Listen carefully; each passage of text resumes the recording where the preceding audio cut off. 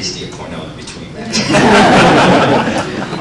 And actually, as I was growing up in Washington, D.C., it was an order of Catholic nuns who took me on as their life's project because they knew I didn't have parents. I didn't know who my parents were. To this day, I had no idea who they are. And, you know, I was living in the streets at that time. It was this order of Catholic nuns. And the prostitutes in the neighborhood, and both groups adopted me as their son. They actually had conversations about me. The nuns would give them money and say, he needs a new outfit for Easter Sunday, because I was a little altar boy. And then the prostitutes would take me shopping, come back to the convent, they'd all drink punch and eat cookies and watch me try on my outfit. So these women were living out their maternal instincts. It's great. Every time I tell somebody the story, they say, can I have the movie rights? But another highlight of my life was meeting Matt and his wife at Texas A&M and the things we got to do there under President Robert Gates, now Secretary of Defense Robert Gates. Okay, the first thing I'd like to say before I actually start the formal aspect of the presentation is that there's nothing finer than to be in Carolina in January. 72, I laughed. The second thing is, I don't know any full joy of its jokes. Don't worry about that. Don't know any jokes.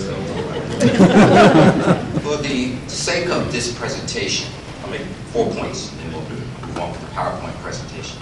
For the sake of this presentation, I'd like us to not have any semantic limitations around concepts like diversity, globalism, multiculturalism, etc. Just think of them in terms of the widest scope you can possibly think of. Diversity could refer to demographics and any aspect of a demographic category, race, class, gender, etc. It could refer to the diversity of intellectual perspectives. It could refer to the diversity of learning styles. It could refer to the diversity of teaching environments. One of the things that's well represented in the sessions at this presentation, etc. So think of it very broadly. And one of the reasons I bring that point up is I did a presentation somewhere for about 3 hours one time, and at the end when I took questions, somebody raised their hand and said, well, you never defined diversity in the beginning, so I didn't understand the rest of your presentation. So I thought, well, we'll sit there for 3 hours for it. Second point, it is very, very difficult to talk about teaching excellence, teaching effectiveness, learning outcomes, etc., without inherently addressing diversity, because of the diversity of student learning styles, because of the diversity of learning environments, because of diversity that can be associated with the varied intellectual, socio-political perspectives, etc. So a discussion about teaching effectiveness and teaching excellence and learning is inherently also a discussion about the other things. But the reverse is also true. You cannot, as an institution, say you successfully implement inclusion, diversity, curricular transformation unless you do it via a model that accounts for teaching excellence, teaching effectiveness, etc. And let me tell you, of the 397 institutions I've worked with, well over half do these things totally devoid of each other. So they will say that they have an initiative occurring relative to inclusion, diversity, etc., and it has in no way, shape, or form any connection to what else is being done on that campus relative to teaching excellence and teaching effectiveness. Or I visit institutions with wonderful centers for teaching and learning, etc., and they have no conversations with the people who are involved with inclusion, etc. And that cannot happen. Third point is that at every graduation, students walk across the stage at December graduation, May graduation, and we want to believe that they are 21st century learners. In fact, if you look at their recruitment materials, they'll say that we produce 21st century learners here at so-and-so and so-and-so. And I always like to say, yeah, as an assessment person, Matt, I always like to say, yeah, prove it to me.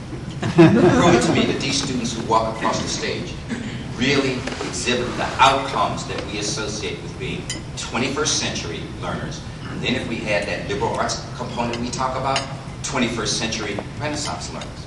Show it to them. Right? Generally, they can't do that.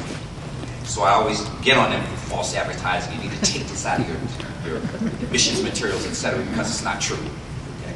My point is, we all aspire to that goal. We all aspire to the day when those graduates walk across the stage. We know, and more importantly, we have evidence for the fact that they are 21st century Renaissance learners.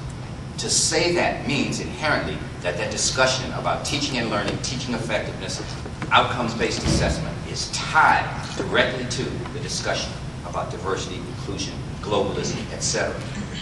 If it's not, then you cannot talk about a 21st century Renaissance learning. The RAND Corporation did a very comprehensive survey concerning our students and talked about how prepared they were prior to 9/11 as global thinkers, for example. And what they found was that less than 10% of the graduates were globally prepared in terms of their knowledge and skills. Less than 25% of the employers felt that they were really prepared for the global workforce. As you can see, 60% of seniors were not proficient in critical thinking, 77%. And less than 11% were proficient at a level 3 of writing and math, which is not really a very high level of writing and math.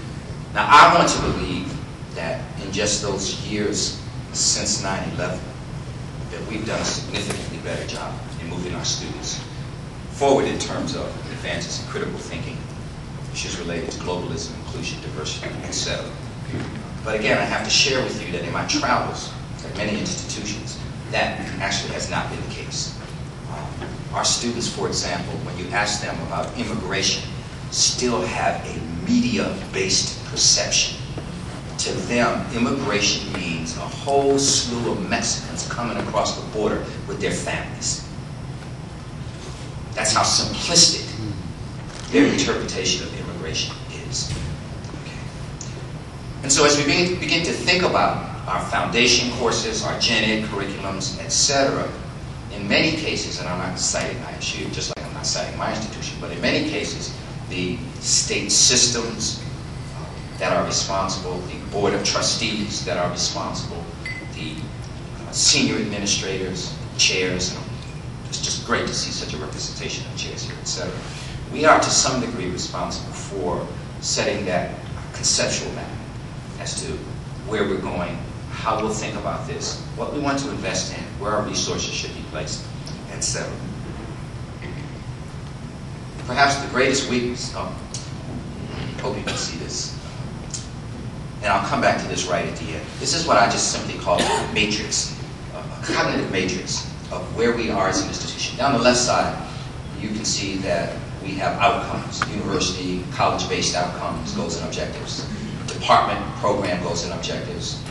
And we could put in another box that could say target population, such as undergraduates, and then evidence of achieved outcomes. The most important categories are under the top. Diversity outcomes, global outcomes, curricular transformation-based outcomes, pedagogical transformation, and classroom climate. And I just picked those. Right? So for any given box, if I selected a box and asked you about that box, let's say I selected a department, goals, objectives, and outcomes, and then moved over to the curricular transformation box. In that box, you would enter, in essence, what it is you're doing, what your outcomes are, how you seek to achieve those outcomes, etc. And it's a way, for example, that a college could look at a grid, or the institution, or President Bowman could look at a grid and have a sense exactly of where we are at an institution. So the departments or the programs or the initiatives that are most successful relative to pedagogical transformation, I would have along that column.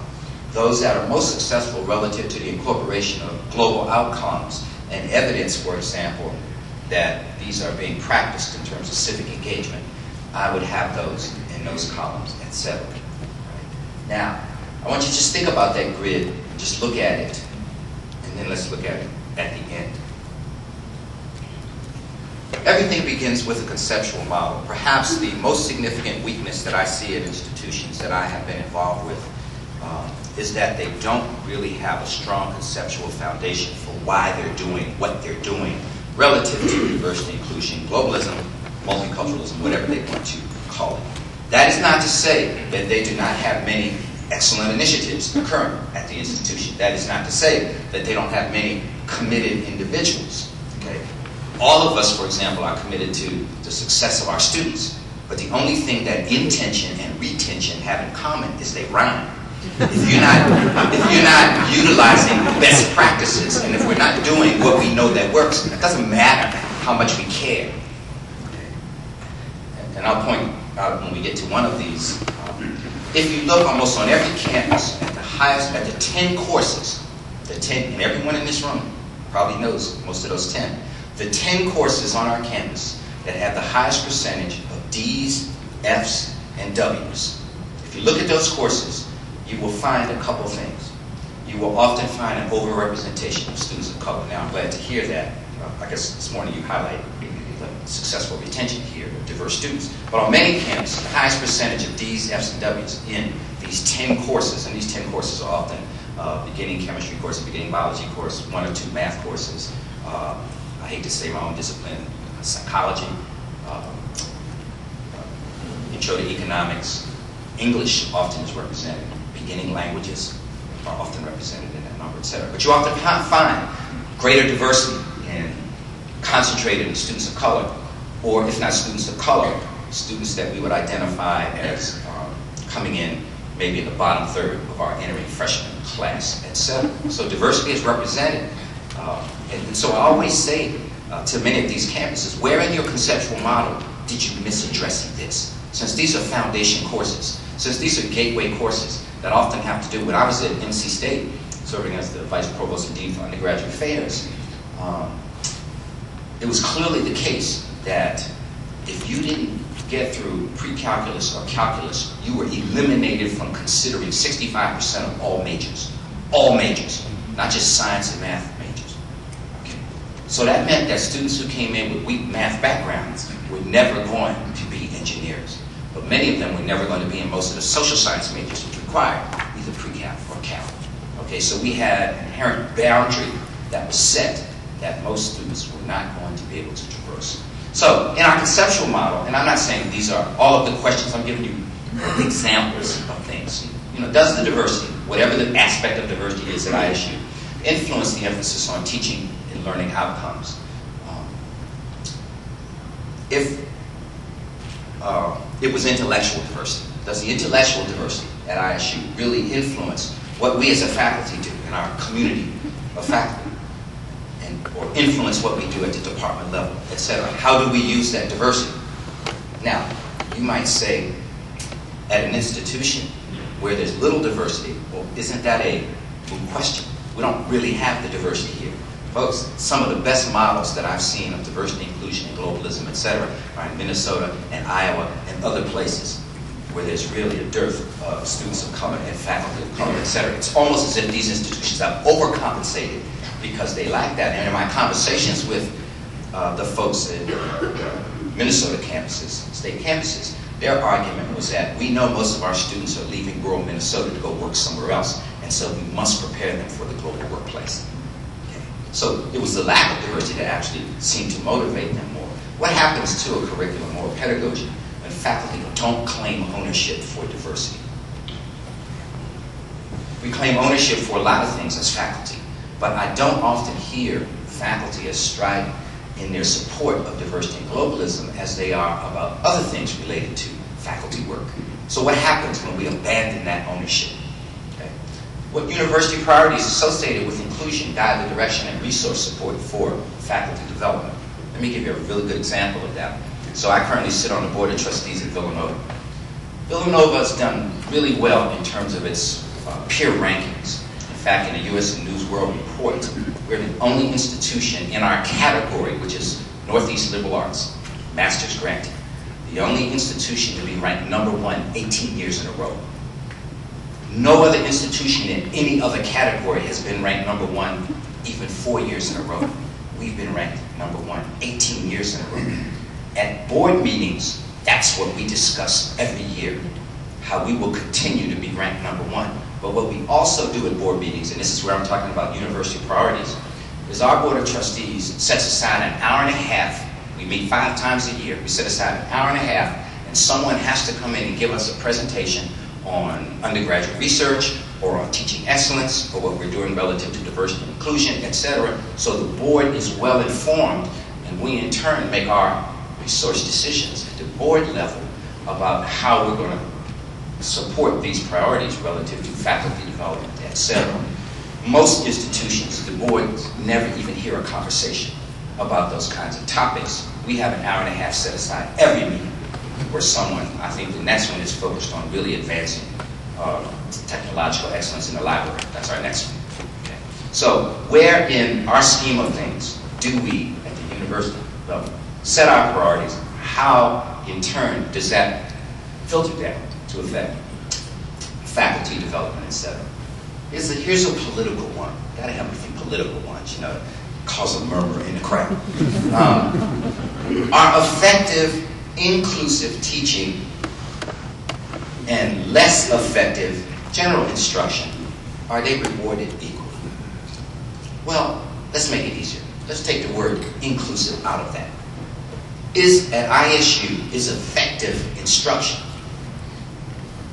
rewarded equally relative to less effective instruction? When the raises go out, do shitty instructors get a raise, just like those who invest multiple hours in faculty development, etc.? Okay, what I call the curse of the across-the-board raise. So if we're equally rewarding people who do little and who do the maximum, or who go beyond the call of duty, what in essence are we saying in our model of incentives? Now, let's bring in this notion of inclusion, because you even have a smaller percentage of faculty often who are in that category, who are committed to inclusion in the discipline. And let's say that they are really shaping the thinking of students and they're really producing that 21st century Renaissance learner, etc. You can't tell me that that person gets the same raise as someone who's barely given an effort. No murmur?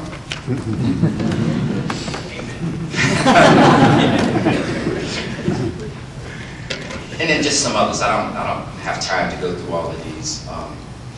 Another political one is, to what degree should I, as an instructor, allow an inclusive curriculum to affect or interpret what has been traditional course content in terms of history and politics? In other words, should we really historicize and politicize the traditional content, even if at a high scholarly level the evidence is there that we should do so? Okay. Faculty sometimes struggle with that notion. When I taught a psychology of women course for about 10 years, partly because I was at institutions where there were no women faculty to teach it. There was a demand for it. So I went ahead and taught it. But it was difficult to teach that course and not historicize and politicize it, because the various topics I would cover in psychology, achievement motivation, for example, if you only talk about the origins of achievement motivation in a traditional way, you start with McClellan and his colleagues at Harvard, and it becomes a very male-dominated discussion about achievement motivation. So once I bring in Martina Horner and fear of success and other aspects of this, am I now feminizing it or politicizing it? Should I do that? Is that my moral, ethical responsibility as an instructor? Damn right it is. I have to do that. I have to make that commitment to it. Okay? But for many instructors, that becomes a difficult point. And there are some instructors who refuse to do it. Okay?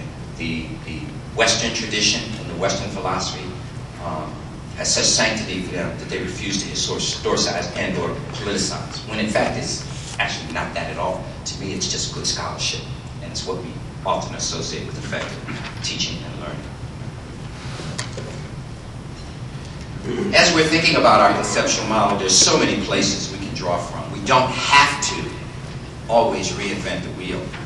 I think AAC&U has probably done the best job. When you go to their website, they probably have done the best job relative to not only any higher ed organization, but almost any organization that talks about these issues in terms of giving us ways to think about how to really develop strong models, models that are evidence-based, models that are conceptually sound, models that clearly reflect effective teaching, learning, engagement, etc.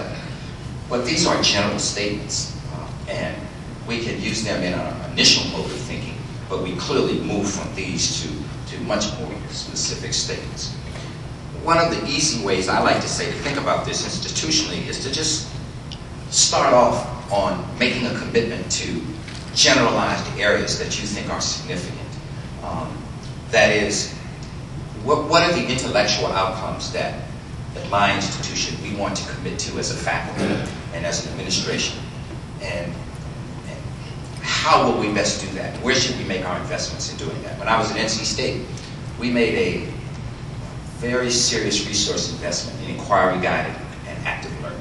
And in fact, if you go to NC State's website and just put in IGL, you will see what was built over 10 years in terms of inquiry-guided learning. Now, people used to get on me because I really did not, out of my office, Vice Provost and Dean of Undergraduate Affairs, address diversity for my first 2 years there. And my argument was, neither our students nor our faculty, to a significant degree, have the intellectual tools to do it yet. So let's develop a model of inquiry-guided and active learning.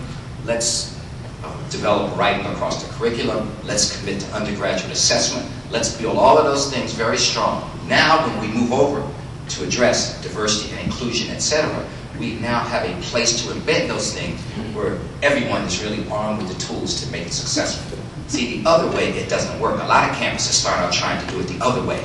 They just go headlong into some diversity initiative and really have not developed the infrastructure to do that. And so it usually ends up petering out and or having sometimes negative results. Okay, so maybe we'll commit to intellectual, maybe we'll commit to some behavioral outcomes, some skill-related outcomes. It was very important, for example, for us to say students are going to have critical discourse about tough 21st century controversial topics. They must do it within the context of Bloom's taxonomy. That is, be able to ask and answer questions at different levels, from lower to higher. They must be able to do that. Otherwise, when you have an open evening seminar or rap session on race, it becomes an opinionated spitball fight among students. Because it's our fault that we didn't ground them, in fact, in terms of levels of questioning or other aspects of critical discourse. I can't fault a student in my class, in the Psych of Women class, for example, for not being able, because I know who comes to my institution. So if I know the profile of who comes to my institution, I know there's going to be a representation of students who are not, no idea what Bloom's taxonomy is, but who clearly are not operating at levels of questioning associated with evaluation, synthesis, analysis, etc.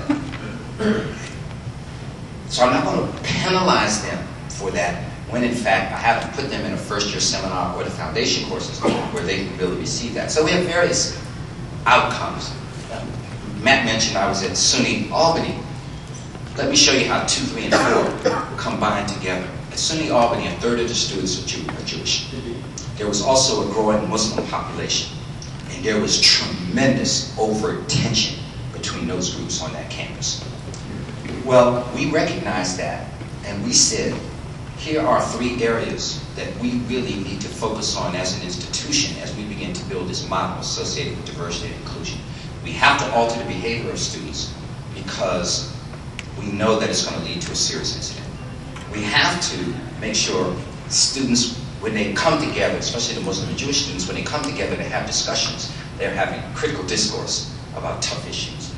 And because religion and history and so many geopolitical issues underscored their discussions, we had to make sure that attitudinally and or otherwise that the students were able to deal with many of these issues. So we had to take 2, 3, and 4 and put them together and begin to try to develop some kind of model that would begin to negotiate these tough boundaries with these groups.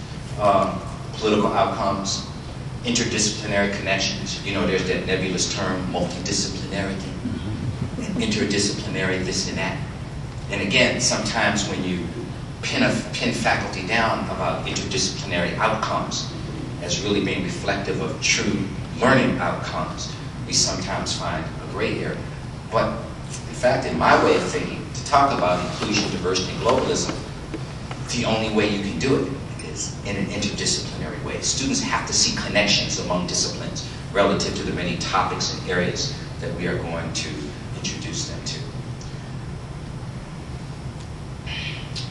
We also, in developing our conceptual map, can think early on about the kinds of context that would be the best context for us to utilize.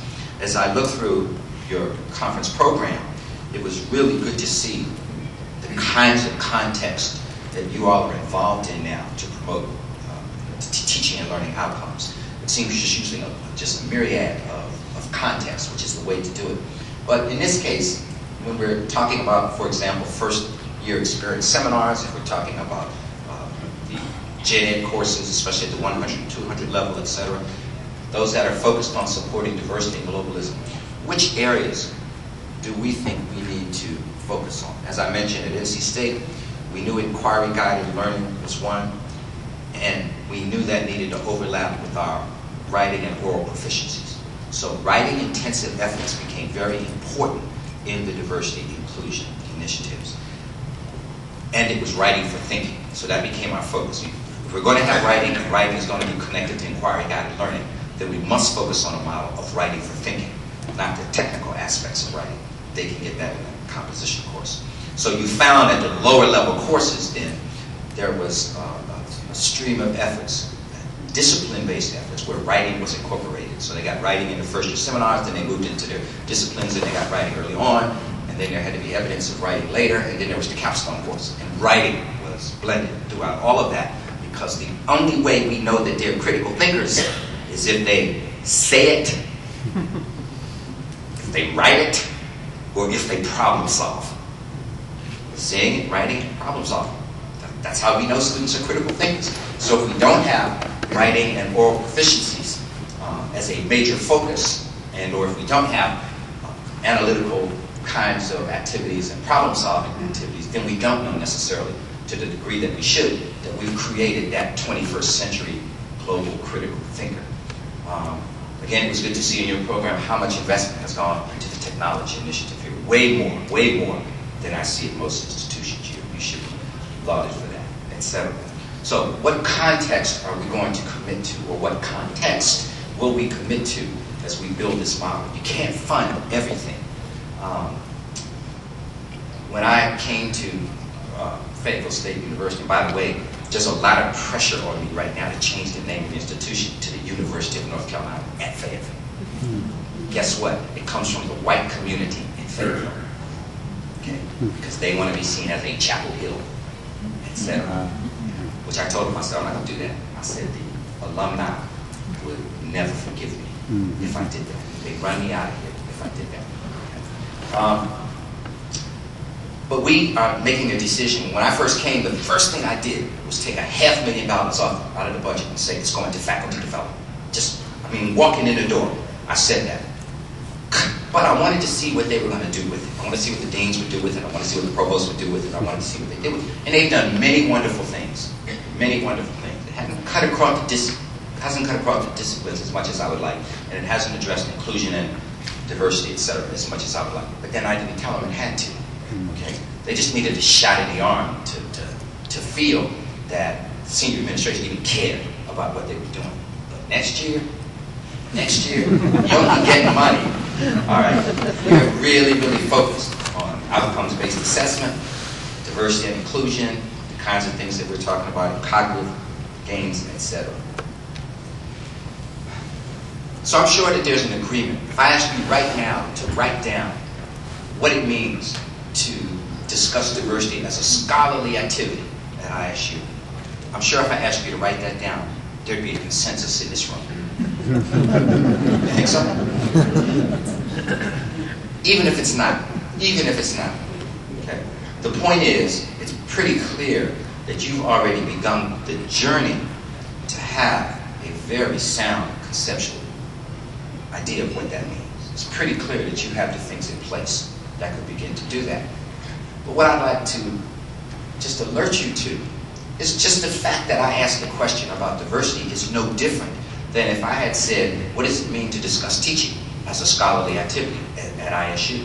What does it mean to discuss research as a scholarly activity? In fact, the bullets that you see written there are actually drawn from that exact discussion about teaching or research as a scholarly activity. And if I'm going to incorporate diversity and inclusion, it will always be incorporated at the same high level of expectation as will teaching and research. And so I don't change the bullets.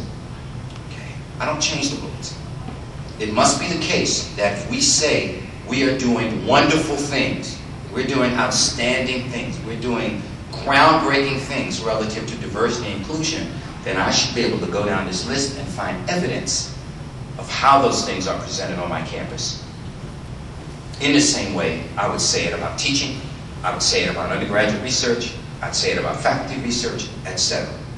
Okay. For example, that second bullet, incorporating research as a frame of reference. Most institutions that address diversity and inclusion never started out with research as a frame of reference. Never did. And so when I walk onto their campuses and I simply say to them, hand me the report right now that's evidence that what you're saying works. Hand me the report right now that says the resource investment that you've made in X, Y, and Z was worth it, etc. Well, they don't have a report because they never started out with that frame of reference, that this should be a research-based approach, that we should engage in evidence-based decision-making or assessment in the same way that we do it for anything else. Okay? But if you start there, it's very, very difficult for the naysayers then to criticize you. Very difficult for them to do that. Because, I'm going to let you in on a secret, all of the naysayers concerning diversity and inclusion, they have no evidence for what they say. None whatsoever. So when I was at Texas A&M, I was at a faculty meeting one day and someone stood up and said, we shouldn't be investing all these resources in diversity and this and this and this and this and this because it's nothing but, and he went on with a stream of adjectives. Put my hand up and I said, sir, Texas A&M is one of the leading research institutions in the country. Can you provide us with the study, the research, the data, whatever that's backing up what you say? The guy just looked at me. See, he was embarrassed in front of his colleagues now because he didn't have any. And we didn't have any either.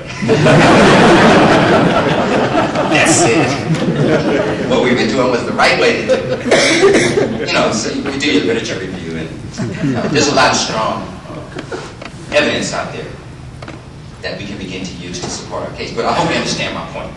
That at some point we want to say at all of our institutions that our discussions about these things, being globally centered, being 21st century focused, having an inclusive curriculum and pedagogy, that we hold it at the same level of expectation as we do teaching and research.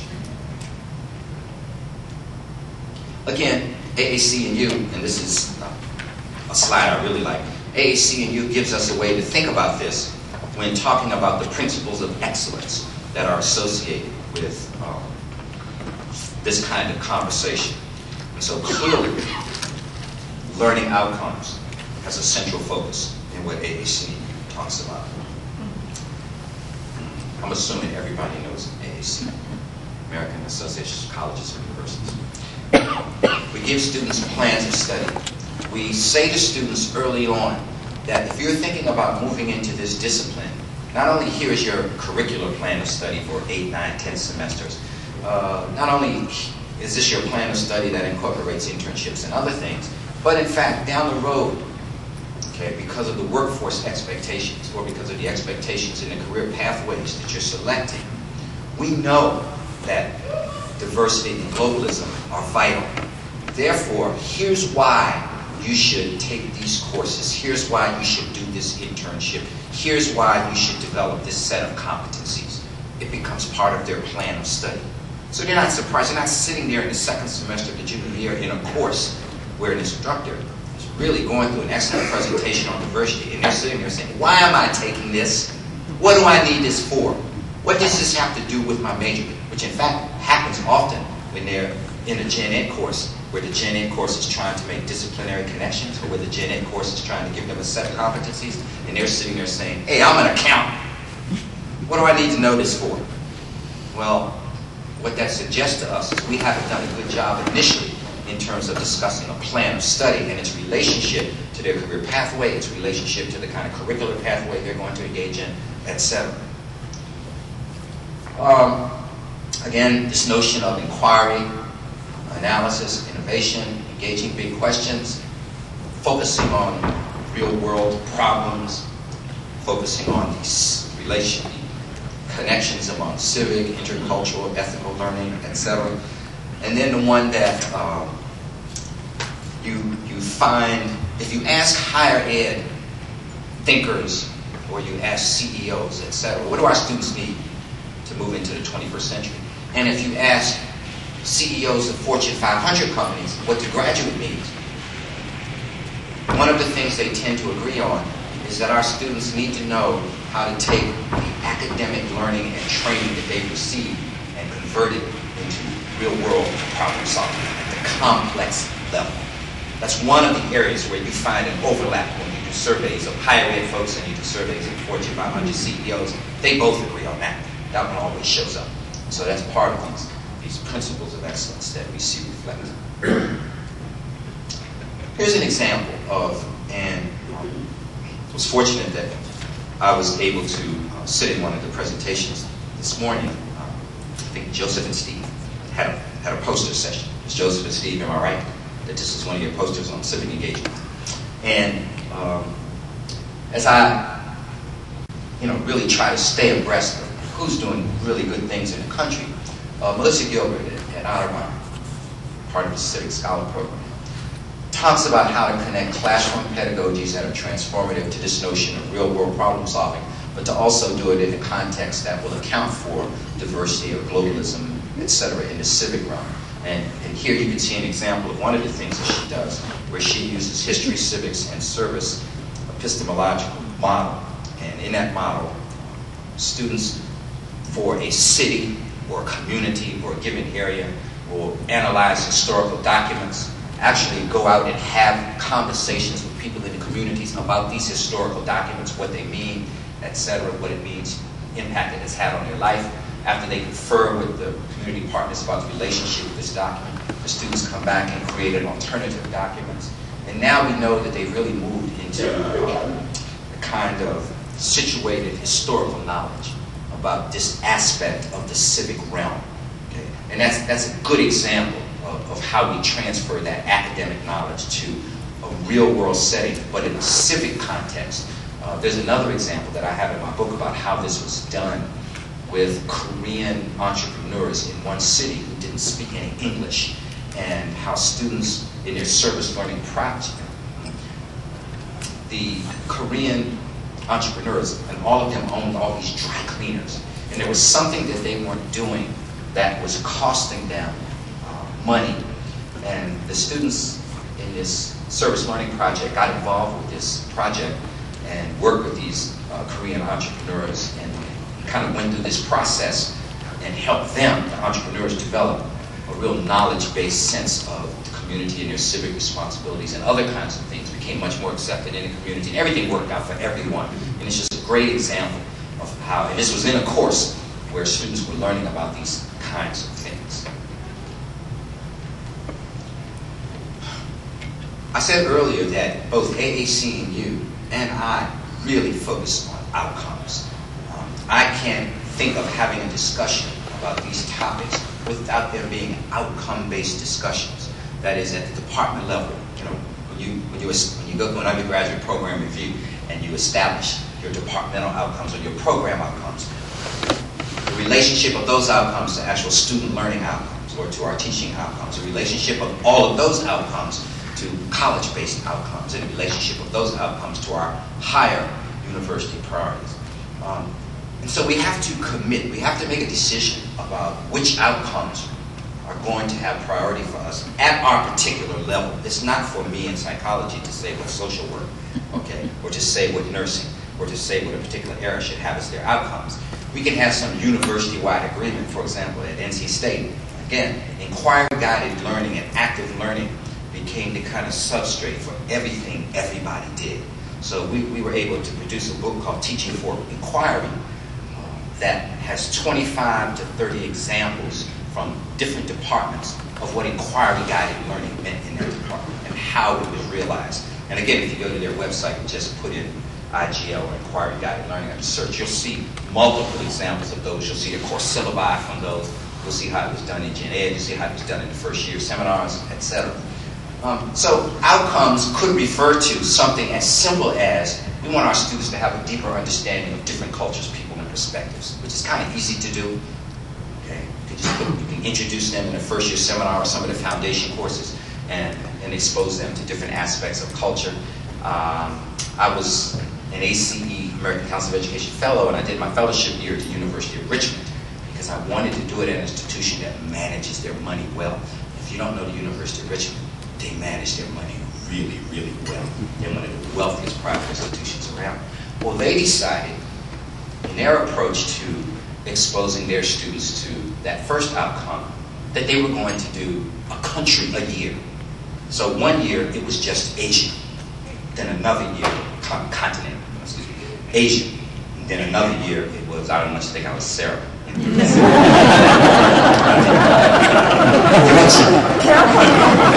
the enlightened words of Sarah, you betcha. I didn't want you to say that I didn't know the continent, country. The continent of Asia. And then another year it was Africa, etc. But that's the approach they chose. It's up to every institution, or it's up to colleges and schools within the institution, or it's up to departments to make that decision about the kinds of outcomes. But we clearly know there's a difference between the lower level comprehension, exposure to knowledge and content outcomes than it is for students really beginning to analyze, develop, and understand persuasive arguments for what they stand for. So in fact, let me take you back now to SUNY Albany, the Muslim and the Jewish students. One of the things we asked them to do was hold debates. And we had to, kind of show them the debate format. The debates had judges, etc. And they would pick a topic related to Israeli or Middle Eastern or Jewish Muslim relationships, and they would debate it publicly. What we also asked them to do in their debates was to adopt the position of the other group, because we wanted them to be able to analyze and understand persuasive arguments from every side. We started out maybe 100 students would come. Then students heard about it, and 400 students would come. Some evenings we'd have 700 students listening to Jewish students argue the pro-Palestinian position, and the Muslim students argue the pro-Jewish position. And to do it in a sophisticated debate format with 6 judges, some of whom were administrators, faculty members, senior administrators, etc., and other students who gave them feedback about the debate, etc. Once we started that format, we never had the opinionated spitball fight anymore.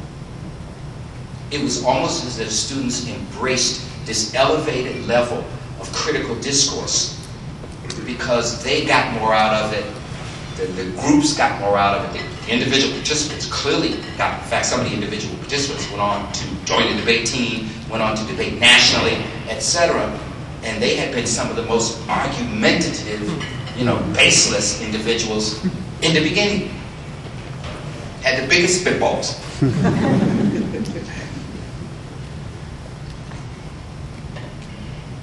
Let me come back to this. These are still relatively general. We want students to be comfortable with ambiguity and conflict. That's the kind of general outcome that you can clearly give more specificity to. That second one from the bottom, what does that look like when you really expand it into a more sophisticated outcome? It kind of looks like this. That we want students to demonstrate a willingness to learn from and to enter into divergent viewpoints, including those around, as you can see, some different aspects of diversity. But even more specifically, it means we want students to be able to, as you can see, restate issues from very divergent viewpoints. We want our students to be able to acknowledge the validity of the position and the context of those who especially are at the other end of the continuum from them. Okay. We want students to be able to analyze events, interpret the media from the perspective of cultural context. I met with about 100 students one night. We have these open forums where they just come and talk to the chancellor forums. And so one night I had about 100 students, and they were there going on and on about something. And I asked how many of them read the New York Times. Nobody read. How many of you read the Washington Post? Nobody read your hand. How many of you read? How many of you read? Nobody reading the newspaper. No one. Again, I could have jumped down their throat for that. What that said to me as an institution, that's second from the bottom. We weren't doing what we needed to do to expose students to the opportunities to really interpret the media from the perspective of its cultural, political, etc. context. I was almost in disbelief that out of a room of 100 students, no faculty member in any of their courses had incorporated any of the contemporary print media into that student's experience that semester. So of course they're going to have a media-based perception of immigration, because we didn't do the things that we were doing to enhance their sophistication in that discussion. That's our fault. That's not their fault. See, I mean, as institutions, we have to be willing to stand up and say, hey, that's our fault. If they have a distorted view of gender, if they have a distorted view of China, if they have a distorted view of India, maybe it's because of us, not them. Because we haven't placed certain demands and expectations on them around. We do for what they need to get a degree. We do for what they need to meet their Gen Ed requirements. We state the expectations. We, clearly talk about what should be in place, but we don't always do it for some of these other areas. Let's take another example of a learning outcome. And then, based on this outcome, as a faculty member, what questions might I consider as I ponder this outcome? Now, this is an outcome that's going to link reflection or inquiry with diversity, no matter what the discipline is. We want students to be able to utilize reflection as a strategy that will encourage them to make connections between traditional course content in the discipline and the inclusion of diversity and globalism outcomes. But really, the emphasis here is going to be on the reflection inquiry piece. So as a faculty member, I want to really do this. I want to embed this in the discipline next semester, 2 semesters down the road. What questions do I ask? Well, here are some of them. What instructional strategies associated with reflection do I want to utilize? Is reflective thinking one? There's a whole list of aspects of instructional strategies. That could be one. What new knowledge or competency should emerge when the students make connections? If they make interdisciplinary connections, for example, relative to a topical area, what new competency will they have? And is that competency part and parcel of a Gen Ed competency? Is it part and parcel of one of the discipline-based competencies? Is it part of one of the skill-based competencies that we want, etc.? In a way, when I was asking you these set of questions about clicking, we had this discussion about one of the posters on clicking, and my colleague here, that wasn't your poster, but you also utilized clicking, right, in his environmental courses. And so I started asking a set of questions, and he didn't know I was probing, I was probing to see where cognitive competencies like reflection, etc. Because one of the things, if you go look at the poster, one of the things it said was that the students did report, I think 83% of the students did report that their monitoring of learning in the class. Whose poster is that? Raise your hand. If you okay. And tell me if I'm saying this wrong. 83% of the students reported that their monitoring of learning in the class had improved. But 11%, only 11% said, hey, out of class in my spare time, do I read more, think more about this, or engage in any more learning? So its impact was clearly in class. Did I say that right? Okay. So in a way, that's what I'm talking about in that number 2. What new competencies emerge from clicking? Same thing is true here. If we do interdisciplinary efforts relative to diversity and inclusion, what new competencies emerge? Should I incorporate writing? Shouldn't I? What's the context? Etc. Which area of the traditional content? Not every area of the traditional content offers fertile ground for this discussion. So that's why some instructors in chemistry and physics, etc. say, I don't have to do this because the content itself is not fertile ground for this inclusion. But just wait a minute, because I'm going to show you how a physical chemistry instructor does it. Okay? He's one of the best instructors at NC State. But we have to decide on what aspect of the discipline. Should I incorporate moral, ethical considerations? Should students be allowed to utilize their personal experiences to facilitate connections? Okay, if you do this one, you have to establish the ground rules for engagement beforehand. If you do this one. Because once students move into their subjective personal experiences in their discussions. And if they're at odds with one another politically, religiously, and or otherwise, at any moment in a class, things can escalate, as did at NC State. And it was in a race relations class, and a discussion was going on. Many of the students of color were taking a very negative view of race relations in this country, etc. And out of nowhere, a white female looked at them all and screamed, "Then why the hell don't you go back to Africa?" Obviously, everything escalated from that point. The instructor had lost control of the class. All of this actually led to a lawsuit against the university, against the instructor, etc. It became a pretty ugly scenario. And so one of the things we had to do in faculty development was to really talk a lot more about establishing the ground rules for critical discourse, for engagement and other things when we talk about intense moral ethical considerations, and especially when we allow students to incorporate the personal and the subjective into these class discussions. Proper balance, again, between traditional, proper balance between traditional scholarship, non-traditional. Notice, number 9 is really important, etc. So we ask ourselves a set of questions. By the way, was this in your packet? This wasn't in your packet. So where will this PowerPoint be? This will be linked to the CTLT website. All right, so you'll have this to join. We need to ask ourselves a set of questions before we make a commitment to something, is my point. Okay? A lot of times you go to a conference and you hear how somebody's doing something. You say, "Oh, that sounds so great, I'm going to do that."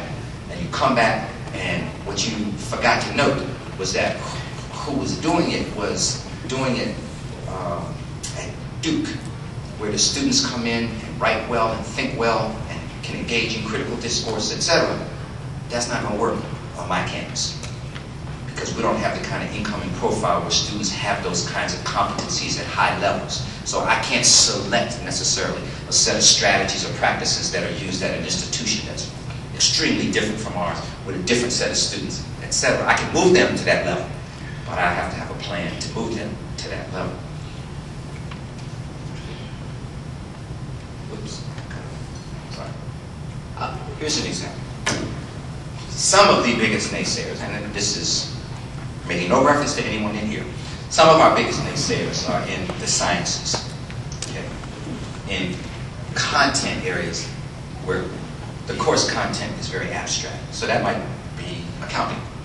That could be philosophy. I mean, even philosophy sometimes. That could be any discipline. Well, as part of these initiatives we had at NC State, Laura was in the Inquiry Guided Learning group. Laura was in the Writing Across the Curriculum group. And Laura was also part of the group that was engaged in the Alcoa initiative. Alcoa had given us some money to prepare learners to be globally literate. So simultaneously, she was in 3 initiatives. In fact, we had about 50 faculty who were simultaneously in 3 initiatives. So they were really able to make connections across the Alcoa initiative, the Writing for Thinking initiative, and the Inquiry Guided Learning initiative. So she took a very tough course, physical chemistry, and decided she not only wanted it to be a better course in terms of teaching and learning outcomes, but she wanted to also incorporate aspects of diversity, which when she first became a member of these initiatives, and they were all funded out of my office, I said, "Laura, I really want to see you pull this one off for physical chemistry." So here were her course objectives. Cultivating the cognitive and affective domain. Adding the affective domain was something she hadn't done before. So she invested a lot in really getting up to speed on diverse learning styles and those kinds of things. She wanted to promote student responsibility for learning, incorporate historical context, to do a lot in terms of translating abstract ideas into an understandable format, so that students then go from there to even a higher level of abstraction. And then she used a lot of real-world controversial case studies. She also drew from the CSI TV shows, because we know students are really into CSI Miami, CSI New York, CSI. If CSI is in front of it, it could be CSI cartoons. It could be anything. If CSI is in front of it, I'm gonna watch it. Well, here's where the key of what she really did, I think, shows up. Her implementation strategies. Okay. So she exposed herself to, learned about varied teaching formats, practiced those, incorporated those. She did a lot of pre-post surveys to really gauge progress in the affective domain. This was the tough one. This is the one where if you tell me you're doing this, then I know you're an invested faculty member. She developed course contracts with every individual student, where the student had input into that course contract with her that had to do with grading and other outcomes in the course. So she might have had 60 students in a course. And each one had a course contract about the work they would do, how it would be graded, etc. She prepared, in addition to, I guess, having the text and the manuals, etc., in physical chemistry, she also developed a self-written course pack. And she made sure that this notion of having a historical context for chemistry and the impact of women and people of color in chemistry was part of this course pack. And as I said, the case studies were really critical. And in the case studies, for example, they had to demonstrate the writing outcomes that we were trying to demonstrate at a university as the students engaged in writing about the case studies. So of all the people who really got involved in all these initiatives, her effort was one that I really looked at because of the nature of the content and the difficulty of being able to say that in physical chemistry and physics, and other areas, calculus, that we can do things that are scholarly, we can do things that reflect effectiveness and excellence, etc. One of the areas probably now that has garnered the most attention in the diversity discussion is religious literacy. A lot of that, again, has to do with what's happening in the Middle East. And so the questions that we frame about religious literacy, I don't know where I ask you, is in terms of the competency students have around religious literacy. I have no idea. Okay? But the way we frame a question has a lot to do with what we're looking for. If we frame a question that said, what do graduates need to know about religion and a diverse democracy? That's a question about competencies. Okay? What do graduates need to know? If we ask a question that says, how well are we doing? Then we're asking an assessment question. If we frame a question that says, how can campus activities address religious insights? That's a structure question. Notice, we went to a structure of debate at SUNY Albany. Okay? We knew we needed a structure. This was getting so out of hand.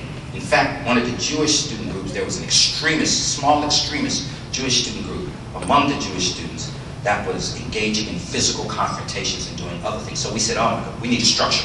While we work on the other things, we have to have something in place. If we ask, what is the responsibility of your institution? Then we're asking a question of accountability.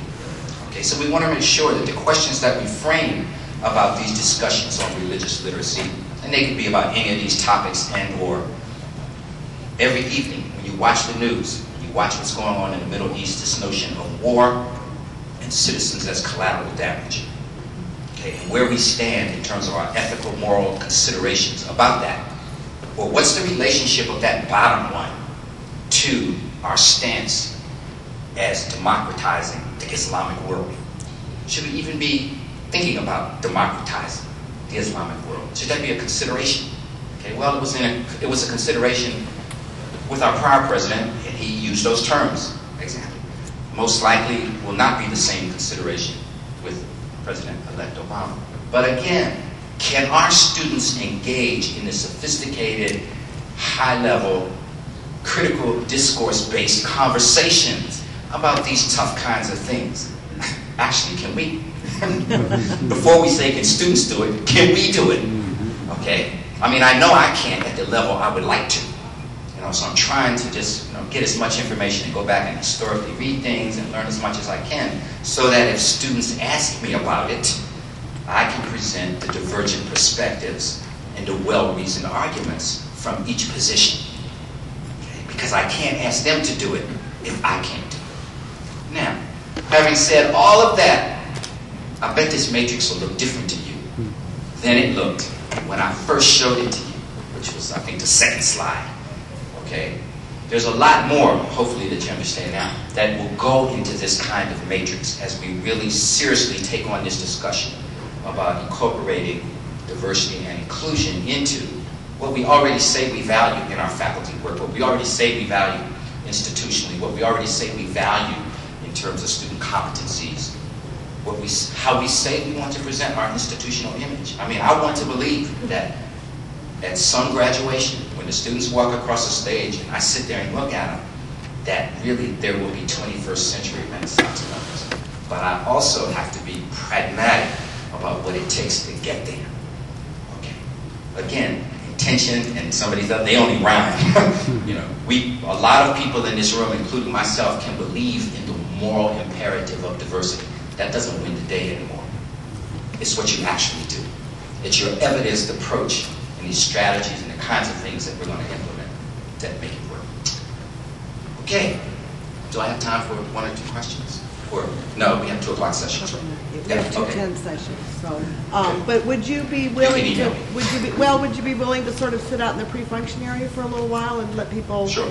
come and ask? Yeah, why don't you giving away some books too? We're doing that. We're doing that later. Yes, we have autographed copies of his books for door prizes at the reception. Okay, great. All right. Well, thank you.